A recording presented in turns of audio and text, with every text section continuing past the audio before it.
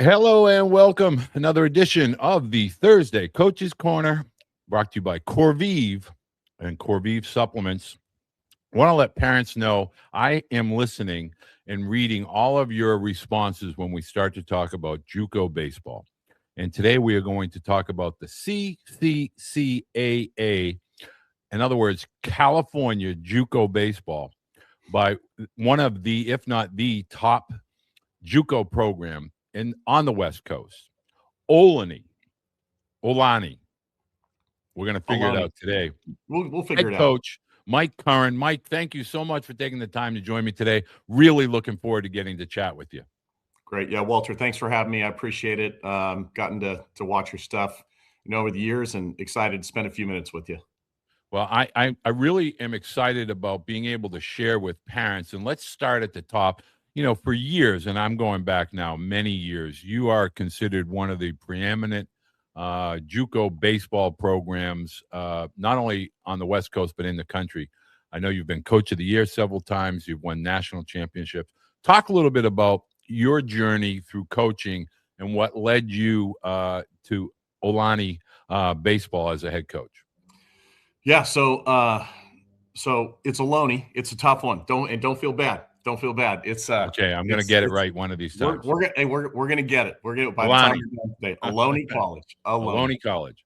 But listen, like I said, I'm glad to be here. Yeah, the coaching journey, it's been an interesting one. I played for Rich Hill, who's the head guy at University of Hawaii now.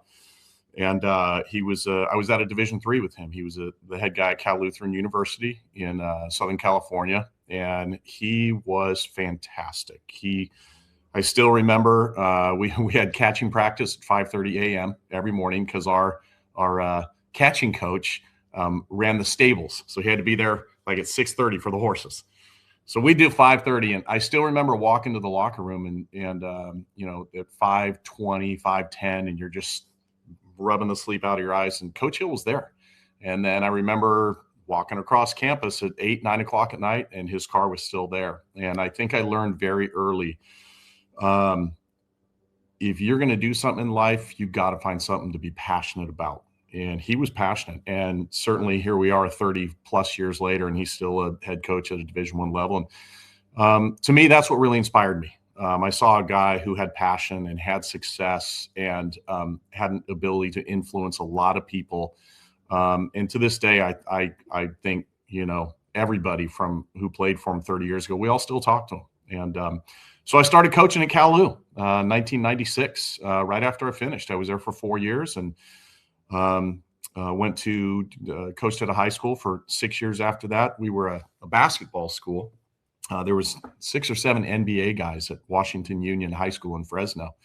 And we turned it into a baseball school. Within 3 years, we were 32-3 and won a state championship. And from there, I really want to get back in the college game and met Mike Batesole, and who was the head guy at Fresno State and won a national championship with the Bulldogs in 2008. So I met him, and his sons ended up playing for me on a summer team, and he offered me a job, and just kind of went from there. So coached a couple of years with him at Fresno State, and then been this is year number 15 at the JUCO level now. And just thankful to God every day. It's a pretty special experience. It's a lot of work, as you and I talked last week, but it's a pretty special experience.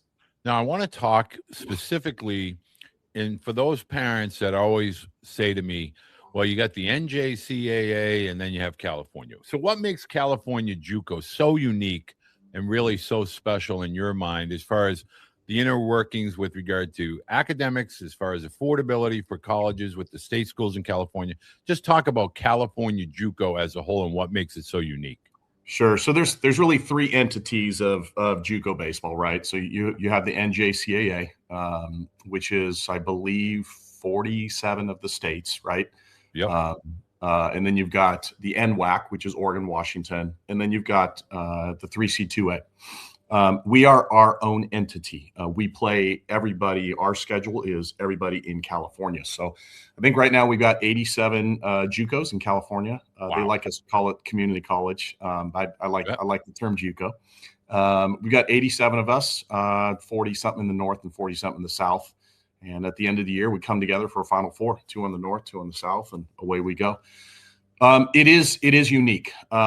We do not offer scholarships in California Community College. There's a reason for that. Our tuition is basically next to nothing. For our local guys, you can do tuition for an entire year for $1,400. Yeah, that's an entire year's of tuition. $700 a semester. Out of state kids, even that. I mean, you're looking at $9,000 and that's the entire year. Right. So, about $4,500 a semester, something like that.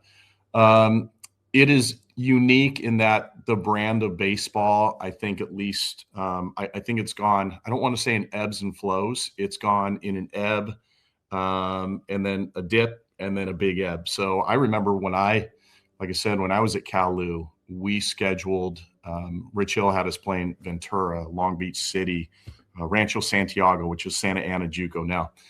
And man, I still remember they'd roll out 6, 7 guys, 92 to 95. And it was just like, holy smokes. I mean, it was the real deal. I think California JUCO baseball sort of fell off a little bit, maybe in the early 2000s. And now it's pretty special. This year alone, our staff, we have a legit 11 right-handed arms that are 88 to 92. 2 of those guys bumped 94, 95. We've really got some special, and that's not unique to us. There's a lot of programs. I was looking at some stuff on a couple of schools down south. They got 96, 97, 98 arms. California JUCO special. It's a lot of fun. You got sun. You got it all 12 months a year. I mean, I tell recruits all the time, in my 15 years of JUCO, we have never lost a game on the schedule. So we are scheduled for anywhere from 40 to 44 a year. And we play 40 to 44 a year. If you get rained out on Tuesday, you just play Wednesday, right? And so it's unique in that it's affordable. It's tremendous baseball. You have some big-time talent here. Like I said, you've got sun 12 months a year. We're on the field August 28th, and we go straight through until the end of May. I don't know other places in the country you can do that. And then I guess the last thing, Walter, is the facilities really have taken a jump in the past 15 years. Yeah, I mean, everywhere you go, for us, you look at a Skyline, us, an Ohlone, you look at a West Valley. I mean, everyone's got these gorgeous $10 to $15 million turf complexes. So it's a fun place to be right now. I've had little conversations over the years with Division II schools about, hey, would you be interested in our job? And for me, it's always like, besides Division I, like this is tough to beat right now. So it's pretty special level. Plus, it's a paradise for a baseball coach. I mean, you're going to get your games in, and the weather is always consistent. And you mentioned a little bit about recruiting, and I think that catches parents off guard because they all think like, oh, JUCO's a fallback. There's no real recruiting. Athletes just show up. Can you shed a little light on, the quality or the caliber of player that is coming to Ohlone, but more importantly, where does your recruiting take you? Like, what parts of the country? Is it predominantly just the West Coast, or do you ever get any guys outside the West Coast that look, for JUCO, what I call community college opportunities? Sure. Yeah, it's funny. You're so right about that. When I just talk to friends, neighbors, whatever, you're right. They think that, you just, you're the local JUCO and kids kind of show up and that turns into a 45-5 season and a Final Four run. And man, oh man, you could not be further from the truth. So the caliber of kid, well, let me back up. Let me go this way then is where we go. We go everywhere. So we are worldwide. In my 13 years here, we've had kids from China, from Japan, South Korea, Canada, Dubai, of course, Europe. We've had 4 or 5 Europeans, and those are not kids that show up. Those are kids that, we have actively recruited, and that, we have certain bylaws that we have to follow. And once we, get all our boxes checked, you can do what you need to do and meet with those kids and talk to them like we're doing over Zoom and get them out for a visit. But I tell my coaches all the time, we are going to be as good as we're willing to put in the time to recruit. And if we just kind of showed up every day and hope we get a few players here and there, just talking about the quality of play in California community college baseball, we're going to go 10-30 every year. It is a nonstop, 7 days a week. I'm not exaggerating when I say 16 to 18 hours a day, meaning you got to have your phone on from 7 a.m. to 11 at night, and you've got to respond to kids, and you've got to chase kids, and you've got to market your school. So we're going worldwide. We've had kids from all over the U.S., and we're just trying to find the best kids we can. There's no part of this where, hey, we just get kids from the local high schools. That's not going to work for anybody. Some areas are pretty rich in talent.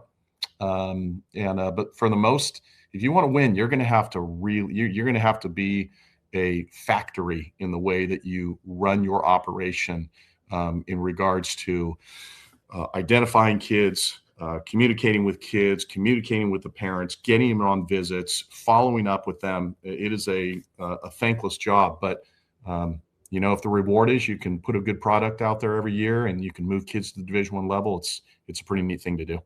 I want to stay on that, and it's funny that you just segued into that, and I appreciate that. When I'm at Columbia, when we were at ABCA, I had a couple of coaches from on the West Coast, and whether it was Stank or Coach Savage or Coach Esker, an Ohlone kid means a Curran kid. A Curran kid means a well-coached kid.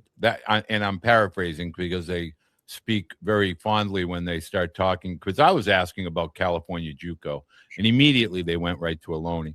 So I want you to explain, when you say there's a lot of demand for the Ohlone student athlete at the Division I level. So try to get parents to understand now more than ever, getting between the lines really matters. Creating that resume really matters. And so those 2 years as a freshman and sophomore, or graduating from a community college at JUCO, they're really important for the development of a young man, not just as a baseball player. Can you touch a little bit on that as far as preparation to be a participant at the 4-year level? Sure. Yeah, I think the first thing that you and I are talking to people that really needs to be addressed is, even today in 2026, we'll get recruits who are saying, "Hey, coach, I'm in. I'm just going to I'm going to be there for a year. Hey, coach, I'm going to just go to JUCO for a year." There's still this huge misconception among student athletes and among parents, that they think, hey, if I go to JUCO, my kid's going to start, he's going to play 2 years. And again, couldn't be any further from the truth. We get kids all the time, an all-conference kid or an e-ball player of the year. And next thing you know, they're coming up to us in December and they're like, hey, coach, I probably need a red shirt, right? I'm pretty far off. Yeah, that might be the best thing here. Right. It's a whole different world. This, Walter, is probably the best way I can articulate it. When we meet with kids we're recruiting, pitchers, we'll say, hey, listen, who's your big rival? And if it's a kid at De La Salle, he'll say whatever. I don't know, Amador Valley. I say, how many 3-hitters are Amador's lineup this year when you face them? He'll say, well, 1. Perfect. I said, your first green and gold scrimmage next year when you come play at Ohlone, how many 3-hitters will be in the green team's lineup? And he says, 1. I said, no. Think about that again. I said, oh, there's going to be about 7 or 8. There's going to be 7 or 8 3-hitters in that lineup. So you're going to face a 3-hitter for that school, that school, that school, that school, that school. And it starts to click a little bit. So to kind of get back, I think, what we're trying to do is help kids to understand it's a huge transition. They're going to have to come in with some mental toughness. They're going to have a little bit of humility. They're going to have to be willing to be coached. And then we do our job, which is, hey, we're going to develop you. We're going to really stress the fundamentals. We're going to take you back to kindergarten. We're going to spend all the time we can on helping you become the absolute best player, the absolute best student, and the absolute best man that you can become. And if you really invest in this thing, and it doesn't have to just be Ohlone, it could be any of these California JUCOs. If you really invest, you will come out a better player. There's going to be some adversity, but you'll be better. You're going to come out a better student because you have a coaching staff who's, I always say, we're not going to hold your hand, but we're going to walk side by side with you in this journey. You will come out a better man because you're going to learn some life lessons. You're going to learn some mental toughness. You're going to learn to adapt, improvise, and overcome. And so that kind of, like you said, segues into, okay, now we start moving guys to Division I schools. And the Division I schools know, I hope, that if they come from Ohlone, they're going to know how to take care of their business on the field. They're going to, if you're a pitcher, you're going to know, you're going to have 5 or 6 different picks you can use. You're going to know how to field your position. You're going to know how to pitch in and out. You're going to know how to be tough. You're going to know how to have the same body language when you're up 10-0 or down 10-0. You're going to know how to prepare each day. You're going to know how to take care of your business. And that's really a big selling point for us. We're bringing you here to develop you. And that means you're going to leave here a better player, a better student, and a better man. And that's really what it, hopefully that translates into them moving on to the next level and being prepared for it. Like we always say, not just to survive, but we want you to go to the next level and to thrive.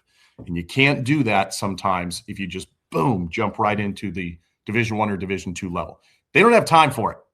They're going to get fired. So Right. we've got a little more time on our hands. That's really our mission. And, that's kind of what we're trying to do here, but build the kid each day. Well, this is why I wanted to make sure parents, you get a chance to listen to Coach Curran. I've heard him speak at some different events, and I really not only love the energy, but the knowledge. And one of the things that you just alluded to that I really want to take a little bit of a deeper dive. We don't use this word enough. Sometimes we confuse it with development, but investment. And the investment piece for parents and athletes, it gets lost because, well, are you going to develop my athlete? What are you going to do to develop my athlete? And they ask that question. And I always, in turn, will say to a parent, what is your student athlete willing to invest in their development? And so what I would love for you to kind of take a deeper dive for parents to really begin to understand is when you make that transition from high school or travel ball, whatever world we are leaving behind at 18 or 19, and we go to college, it's the investment in your sleep, in your nutrition, in your eating habits, into the success of teammates, into the role. In other words, understanding and excelling in a role that you have to be asked to perform on a given team. Can you talk about, from an investment piece, it really comes through maturity, both physically and mentally for the athletes? It's so there's so much wisdom in what you're talking about there, because you are 100% right. We tell guys all the time that you have to invest in this process. We say all the time, you can get as much out of this as you want in the 2 years you're here, or you can get as little out of it. The guys who flame out all the time, maybe not flame out, but they're here maybe a year longer than they thought they would be, are the guys who come in and they say, I was the 3-hitter at such and such a school. I'm just going to be here for a year. I hit 450 in high school, so obviously I'm going to hit 450 here. Those poor guys get humbled every single time. The kids who come in and do exactly what you're talking about, and they invest, and their ears are open, their eyes are open, they have a little bit of humility. They understand every day is going to be a dogfight. They understand they have to have a chip on their shoulder.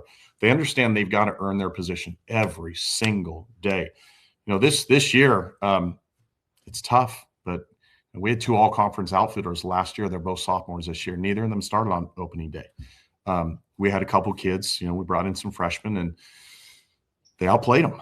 And so you're going to have to understand, you got to come in and compete every single day. You got to invest, like you said, in your sleep and your nutrition. You can't do this with 1 foot in, 1 foot out. You couldn't do it at Fresno State. You can't do it at UCLA. And people think I can get away with it in JUCO. You can't. You just can't. You probably couldn't get away with it at Walter State. At some of the JUCOs in Florida, you can't get away with it here. You got to be all in. And so it's another thing we talk to recruits about all the time.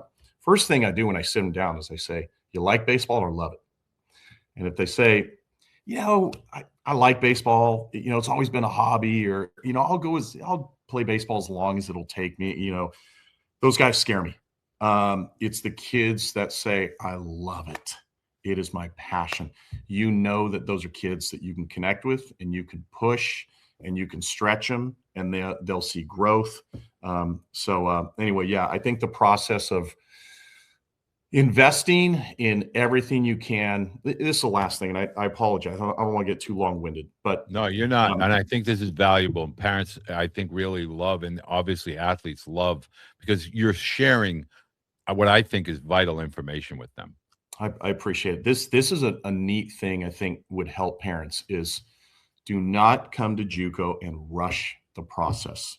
Some Bingo. kids are they're so hungry to get out in a year, and they miss the experience. They miss the opportunity to stop and smell the roses. And maybe they had a 4-for-4 day yesterday, and they spend the whole night stressing because they're sitting there on their Twitter and, oh, so-and-so, none of these 4-year schools are getting back to me. Well, they got stuff going on too, right? And it's like, man, don't rush this process. Like, enjoy it. Like you said, invest in it, dive into it, give it everything you got. Let things happen along the way instead of forcing them to happen. No one's going to force their way into a, 50% deal at Vanderbilt. It just ain't going to happen. It's something that's going to have to happen organically. So we tell guys all the time, get in here, set your feet in the ground, enjoy the experience, be ready for whatever comes your way. Just soak this thing up. And, the guys who really come here with understanding, hey, I may be here 2 years.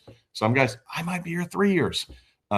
Those guys end up usually ending up in some pretty good spots. But it's the guys who try and force their way through the entire time, and they avoid the things that you're talking about, being a great teammate, doing all those little things that are necessary to really grow and develop. Those are the guys who get stuck a lot of times, or they end up at a D2.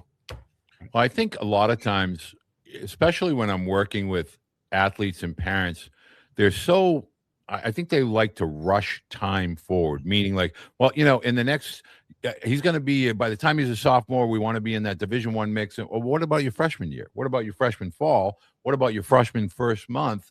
And I think a lot of times parents will take an approach to recruiting where they're thinking 3 years ahead and not being present in the now and enjoying all this time, especially like at a school like Ohlone, when you start to talk about teammates, relationships with faculty and campus and community, especially when you're talking about international type of student athletes that you might only be around for those 2 or 3 years.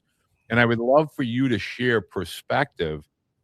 I think parents are unaware or unwilling to admit that the game is becoming global, not only within professional baseball, but collegiately.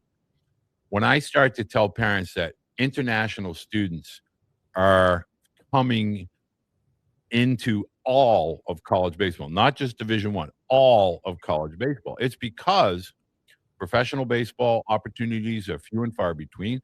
College is the pathway now more than ever to professional baseball. Talk a little bit about that. Really emphasize when you say we have an international roster, it's not something that's temporary. This is something that's going to continue to grow as you go forward. Within your world of recruiting, talk a little bit about that from the perspective of parents that may think, oh, well, we'll just go to JUCO in California, or it's really an aggressive recruiting landscape for not only you but all of JUCO baseball. Yeah, and I really do think California in particular is super attractive to a lot of these different cultures or different countries because they love the idea of the sun, of Los Angeles, of San Francisco. And so, yeah, I mean, it further muddies the talent pool where, right. All of a sudden, we've had some pretty good kids in the past who, a couple of Japanese kids, I mean, they could really play. They could, they really, really had some ability. And, did that push some kids out? I'm sure it did. And so, yeah, I think like anything else in the world, it's that competition piece. You're going to have to compete to get your engineering job against everybody. You're going to have to compete to get this job against everybody. And baseball's becoming very similar to that in that, we're willing to go and honestly, Walter, I believe in what we do. I believe if we bring a kid here from South Korea or Japan or Europe, like I really believe that if they're coming here, they're playing at a gorgeous facility. They're really getting a good education. You're on the 5th floor of our parking garage. You can see all the way out to San Francisco. One way, and you can see all the way out to the 49ers Stadium on the other way. It's a great place for a student athlete to be for a year or two. So I believe in what we do. So it makes it easy for me to sell. My first couple of years as a head coach at a JUCO in California, I was at West Hills, which is in Coalinga. It's about 10 miles off the 5, and it's in between kind of It's kind of like, I joke, you got to go through a bunch of abandoned oil fields and a bunch of old cow pastures to get there. And, morally, it was tough for me to recruit there because I didn't always believe in what I was selling, right? Here, I believe in what we're doing. I really believe that, if you bring a kid here, he's going to grow. He's going to have a positive experience, and he's going to get some life skills. He's going to create some relationships. And so, again, whether it's a kid from Nevada, a kid from Tennessee, a kid from Massachusetts, which we've had a couple, or a kid from Asia or Europe, our door is open to any of them. And I think a lot of the JUCOs here are, feel pretty similar about that. One of the, well, obviously my final question, because I know parents are going to ask this. Okay, so Coach Curran is this unbelievable coach. Ohlone is a school I really want to, Ohlone is a school I really want to go to. How are they going to contact you? Is it through a camp? Do you want them to come to a camp? Social media? Is there an email that they should be sending you? How do you generally, initiate a dialogue with families that have interest? Yeah, I think, for us specifically, maybe, everyone's probably a little bit different, but yeah, I mean, I think a DM on X always helps. I think, just a simple email introducing yourself. Those can be a little bit tricky though, right? Because you get hundreds a week. So I think right now the personal DM on X. So I don't want to have social media. You got to have social media. You just have to. It is what it is, right? Those are probably the best ways to get a hold of us. Otherwise, things they kind of get lost at times because, as you and I have been saying, it's competitive now, right? Right. Just in the last 13 years that I've been here, I would say the number of kids that reach out is maybe tenfold greater. Now, part of that's due to our success. We've had 55 guys sign Division I offers in the last 6-7 years now. Expand on that. Just go quickly through your Yep. record and your number of guys. I mean, because it's really impressive, and I want to hear appreciate it. So we've had 55, I think, guys signed Division I in the last 7 years now. We had 10 signed Division I off our 2023 team. 7 of those guys were freshmen. To me, though, this is where I'll tell recruits all the time, I'll plug us a little bit. I think we do a pretty good job of that because to me, it's about work ethic. I tell recruits all the time, listen, we're going to ask you every single day to go out there and to grind and to push, to scratch, to claw, to get better, be tough. You should expect the same from me when it comes to helping you to find a school at the next level. So, I'll tell guys all the time, we spend hours and hours and hours a week calling Division I's and reaching out for kids and marketing them and sending out their film. And so is it going to help the kid who throws 95? No, he doesn't need that. Is it going to help the kid who didn't start the first 18 games of the year and also all of a sudden found a stride? Yes. And we had that a couple of years ago. Ethan Leal didn't start the first 20 games of his sophomore year. And he ended up having a pretty nice season. We got him to Division I Gardner Webb. Dylan Puchamandala, he pitched 9 innings last year. And we just called. And we got him a 60% offer at Wagner. Will Jules, another kid, he had 30 at-bats here. And we called like crazy. And Lance Berkman, the former Houston Astros All-Star, who was the head guy at Houston Christian. He said, I like guys with big legs, and I like guys with left-handed sticks. I said, we got a guy with big legs and a left-handed stick. And he hit like, 9 or 10 home runs for Berkman. And he had 30 at-bats for us. So we really push that to our recruits is we are going to give you the same effort to move you on. And I do think it helps with those tweeners. In some program, the kid may end up at a D2, a D3. With ours, we are going to do everything in our power to get them to Division I because it's what's kind of made us attractive to a lot of recruits recently. I want to let parents know, as Coach Curran was just rattling that off, you have a school in California, and they're talking to schools in North Carolina, like the Shelby, North Carolina, Gardner Webb, Staten Island, Coach Noto at Wagner, and you were talking Texas with Coach Berkman. So it's not just California JUCO going to California schools. And that's what parents need to understand. JUCO is a collaborative across the country, all colleges, all levels, all divisions. And I think that's really what makes college baseball really unique in this particular day and age, because all geographical boundaries are blurred now. And all really, to be honest with you, even JUCO to Division I, NCAA, talent level is fairly similar. It's just a matter of getting your reps. And wherever you get your reps early, i.e. community college or JUCO, the better you'll be when you get to your four-year school. Well, Coach, Mike, I can't thank you enough for taking the time. I know you're extremely busy. Your season is underway. You're off to a great start. Love your energy, love your enthusiasm. And for those parents, I'll have Coach Curran's information, the school information, as well as the contact information in both the podcast as well as all the video content. And feel free to reach out. And quickly, Coach, do you want a transcript and video, or how do you like that initial dialogue? What do you want included? Some of the vitals, how big, 6 foot, 185, how fast you run your 60, and then a video works great. Listen, sometimes kids coming to JUCO, they struggle with the academics. That is our job now to put him to get some guardrails in place to help him. So we'll take a 2.0. We don't get a lot of them. We'll take a 2.0. We'll take a 4.0. We get plenty of those too. Well, Mike, I want to say thank you so much for taking the time, and best of luck in the remaining portion of your 26th season. Awesome, Coach. I appreciate it a ton. I'm glad I got a chance to meet with you, and go Red Sox. Amen. And go Patriots. They're in your neck of the woods this week. We're actually our guys are actually working the Super Bowl, so they'll see your guys up close. Remember, New England Patriots. There you go. Make sure. Deal. All right. Thanks, Mike. Athletes, electrolytes matter, but you got to choose the right electrolytes. If you look at the sugars, 34 grams, the dyes, all the things that's not good for you in this product, this is a hype product. If you look here at the electrolytes made by Corvive, it's got the right amount of magnesium, sodium, potassium, zinc, kosher salt. It's got vitamin C to help with the immune system. I'm telling you, if you want to stay on the field, you want to perform at your best, you want to recover well, this is the product that you need to choose to fuel your body as an athlete.